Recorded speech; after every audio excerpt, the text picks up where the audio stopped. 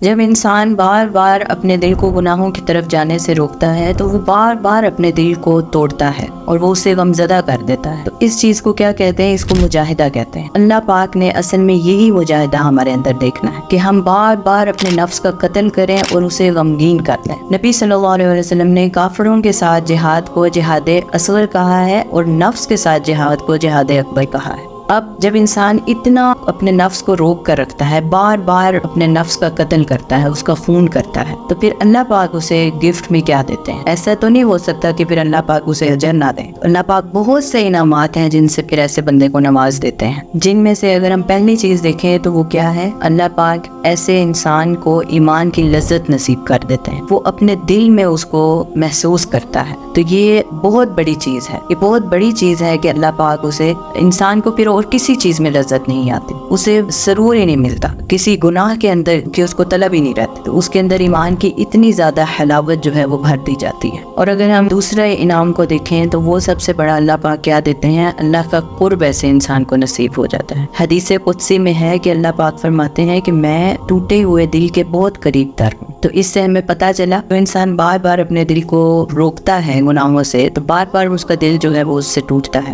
تو پھر اللہ پاک جو ہے ایسے بندے کے بہت قریب ہو جاتے ہیں. تو اس سے بڑی خوش قسمتی کیا ہو سکتی ہے؟ اس سے بڑا انعام انسان کو کیا مل سکتا ہے؟ اور اگر ہم تیسری چیز کو دیکھیں تو وہ کیا ہے کہ اللہ پاک ایسے بندے کی دعا کے اندر اثر رکھ دیتے ہیں، کیونکہ انسان بار بار اپنے نفس کے خلاف جا کر کھڑا ہو جاتا ہے اور وہ اسے غلط کاموں سے روکتا ہے اور وہ بار بار اسے اپنے دل کو توڑ رہا ہوتا ہے. تو پھر جو ٹوٹے ہوئے دل سے دعا اور مناجات نکلتی ہیں تو وہ اثر رکھتی ہیں، پھر اللہ پاک اس کی دعا کے اندر اثر رکھ دیتے ہیں کہ دل سے جو دعا نکلتی ہے وہ اثر رکھتی ہے، پر نہیں طاقت پرواز مگر رکھتی ہے. اسی طرح جب انسان گناہ کرتا ہے تو اس کے اندر ظلمت بھر دی جاتی ہے، اس کا دل جو ہے وہ بالکل خراب ہو چکا ہوتا ہے کہ جیسے اب بد نگاہی جیسا گناہ ہے. اس کو اگر ہم دیکھیں تو اس کے ذریعے انسان اپنے دل کو بالکل سیاہ کر لیتا ہے. ہاں اگر اپنے آپ کو روک لیتا ہے تو وہ تو پھر مجاہدہ میں آتا ہے، لیکن اگر وہ اس کو کھلا چھوڑ دیتا ہے تو اس کا دل بالکل ظلمت سے بھر جاتا ہے. اس کے بارے میں